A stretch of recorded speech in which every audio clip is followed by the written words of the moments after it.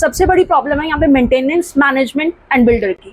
आप जैसे जानते हैं एसबीपी बिल्डर के बारे में, they are doing a very non person and basically सबसे पहली बात है यहाँ पे 1.5 महीने पहले वामना ग्रुप ने डिगिंग की थी without any consent of the residents, ठीक है। वो डिगिंग करने के बाद जो ये वॉल है ये पूरी की पूरी टूट गई।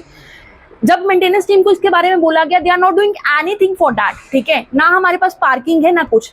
हमने 2 महीने से इनकी मेंटेनेंस रोकी कि फर्स्ट ऑफ ऑल ये ठीक कराएं। दे आर सेइंग ये बिल्डर ठीक कराएगा, it's not covering under maintenance, ठीक है। एसबीपी ठीक कराएगा, वामना ठीक कराएगा। जब पेरेंट्स ने मेंटेनेंस रोकी, इन्होंने सुबह मॉर्निंग 6 बजे से पावर बैकअप काटा है, ठीक है। ओनली मेरे पेरेंट का फ्लैट नंबर 443, इवन इतने लोगों के मेंटेनेंस पेंडिंग रहती है, फिर भी ये ओनली उनको ही हरेस करे। मेरे पापा हार्ट के पेशेंट है और उनको हरेसमेंट पे हरेसमेंट की जा रही है। ये धमकियां दे रहे हैं एसबीपी मेंटेनेंस, जो कि बिल्कुल अनवैलिड है, ठीक है। वी जस्ट वांट कि हमारे, क्योंकि आप सबको पता है वैसे सुषमा पहले भाग चुका है, आप चाहिए इलेक्ट्रिसिटी डिपार्टमेंट में जाइए, वहां पे इनके एनओसी क्लियरेंस के लिए पड़ी है। एसटीपी प्लांट का बोला गया है, इन्होंने यहाँ का कॉमन एरिया का बिल अभी तक नहीं दिया है, आप जाके देख सकते हैं। They have no GST number, after that they are charging GST from the peoples here, ठीक है। Please it's a request from the media, इसको एक अच्छे प्लेटफॉर्म पे लाया जाए, अदरवाइज सुषमा की तरह एसबीपी भी भाग जाएगा। प्री लॉन्च प्रोडक्ट का पहले ही बहुत सारा शोर मचा हुआ है, बिल्डर से पैसा इकट्ठा करता है and after that they will do nothing, they will do nothing for us, ठीक है। Please it's a request from us.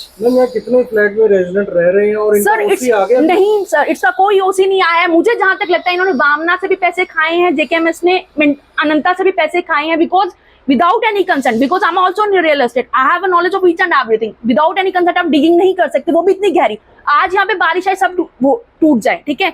Unity दिखाने के टाइम मानती हूँ मैं, कोई नहीं आता, बिकॉज पीपल आर अफेयर्ड कि हमें ये हो जाएगा, हम हो जाएगा, दे हैव नो टाइम, ठीक है। बट मैं खुद being a lady, I am saying that please request है, आज नहीं तो कल ये कुछ ना कुछ नुकसान होगा। कोई बच्चा गिर सकता है, कोई बुजुर्ग गिर सकता है, और जिससे किसी पावर बैकअप काट रहे हैं, they are paying the power backup, ठीक है। After that they are cutting the electricity, उनके पास राइट्स हैं। हमने एक मेल डाला इनको मैसेज किया कि हमें रिटर्न में लिख के दें, ठीक है। फिर भी ये धमकियां दे रहे हैं, छोटा सा व्हाट्सएप पे मैसेज छोड़ देते हैं कि आपकी बिजली काट दी जाएगी। फर्स्ट ऑफ ऑल इन्हीं की बिजली क्यों काटी गई, आप इनसे पूछिए इन्हीं की बिजली क्यों काटी गई, ठीक है, वो भी एल्डर पीपल्स की। जो मैम यहाँ पे ओसी फ्लैट्स का नहीं, ओसी नहीं आया है, दे हैव नथिंग। सर जहाँ तक मेंटेनेंस का सवाल है, मेंटेनेंस प्रॉपर होती है यहाँ पे, सफिशिएंट स्टाफ दे रखा है यहाँ पे, और डे टू डे बेसिस पे कोई एक आध कंप्लेंट तो आती है, उसको देन एंड देयर रिजॉल्व किया जाता है। जहाँ तक आप बाउंड्री वाल की बात कर रहे हैं, हमारी बाउंड्री वाल प्रॉपर हुई थी, लेकिन ये जो वामना ग्रुप है इनका डिगिंग का काम हुआ था, और पीछे लगभग 1-1.5 महीना पहले बरसात की वजह से ये बाउंड्री वाल कोलैप्स कर गई। उसके बाद हमने इनसे बात करी कि इसको जल्दी से जल्दी बनाइए, क्योंकि इसके ऊपर हमारी ओपन पार्किंग है, जिसकी वजह से लोगों को दिक्कत हो रही है। तो इन्होंने कहा था कि हम करवा रहे हैं, लेकिन बारिश ज़्यादा होने के कारण 2-3 बार बीच में काम डिले हुआ है, और फिर भी इन्होंने हमें कहा कि जैसे बारिशें बंद होती है हम अच्छी से अच्छी बाउंड्री वाल बना के देंगे। सर जब वामना ने डिगिंग करी है तब आपसे कोई कंसेंट लिया था उन्होंने? देखो, कंसेंट नहीं लिया था, लेकिन ये तो म्यूचुअल अंडरस्टैंडिंग, जब काम हो रहा है किसी ग्रुप का तो वो अपनी रिटेनिंग वाल बनाता है। इन्होंने बनाई थी, लेकिन बरसात में इन्होंने उसको खोलना शुरू कर दिया, जो कि थोड़ा सा एक इशू था कि उस टाइम नहीं खोलना चाहिए था, और जैसे जिस दिन खोला उसी दिन बारिश भी हो गई, और फिर वो कोलैप्स करी हमारी बाउंड्री वाल। सर जो लोग हैं उनका ये भी आरोप है, कहना उनका कि जो मेंटेनेंस हम प्रॉपर नहीं कर रहे उसकी वजह से हम चार्जेस नहीं दे रहे, तो इन्होंने हमारी लाइट भी कट कर दी। हमारे पेरेंट्स हैं, उनको हार्ट की प्रॉब्लम भी है, इश्यूज भी आ रहे हैं। मैं मेंटेनेंस के बारे में पहले भी आपको क्लियर कर चुका हूँ कि मेंटेनेंस में कोई बहुत बड़ा इशू नहीं है, छोटे मोटे इशू होते हैं डेली बेसिस पे, वो उनको उसी टाइम रिजॉल्व किया जाता है। जहाँ तक लाइट का इशू है, ये जो फ्लैट है इन्होंने पिछले 2 महीने से जो मेंटेनेंस चार्जेस नहीं दिए थे, मेरे कि डीजी का जो बैकअप का जो आता है वो इन्होंने बिल पे नहीं किया था।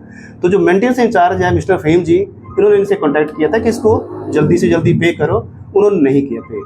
देन आफ्टर इन्होंने नोटिस देने के बावजूद भी जब नहीं किया तो फिर इन्होंने लाइट काटी थी, और लाइट काटने के बाद जैसे इन्होंने पेमेंट किया, अगले 2 मिनट में, जैसे बता रहे मेरे जो मेंटेनेंस टीम के मेंबर हैं, कि हमने अगले 2 मिनट में वो जोड़ दी थी। एक सर उनका ये भी आरोप है, कहना कि भाई ऑक्यूपेशनल सर्टिफिकेट नहीं आया और फ्लैट जो है रजिस्ट्रियां की जा रही हैं, ऑक्यूपाइड किए जा रहे हैं, उसके बारे में आप? उसके बारे में मेरे पास कोई ज़्यादा इन्फॉर्मेशन नहीं है सर, वो हेड ऑफिस कंट्रोल करता है इन चीज़ों को, मेरे पास उसकी। तो आप सर एसबीपी की तरफ से? हाँ, मैं एसबीपी का एम्प्लॉई हूँ, लेकिन इस साइट को देखता हूँ मैं, जहाँ तक ये है कि इसका जो इंफ्रास्ट्रक्चर है कि कहीं कोई इशू आ रहा है तो उसको रिजॉल्व करते हैं।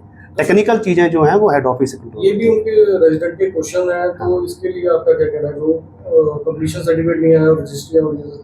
देखो सर, मैं पहले भी कह रहा हूँ कि ये वहाँ से कंट्रोल होता है। अगर इसकी ज़्यादा जानकारी तो फिर वो वहाँ हेड ऑफिस से ही मिलेगी, मेरे पास नहीं है।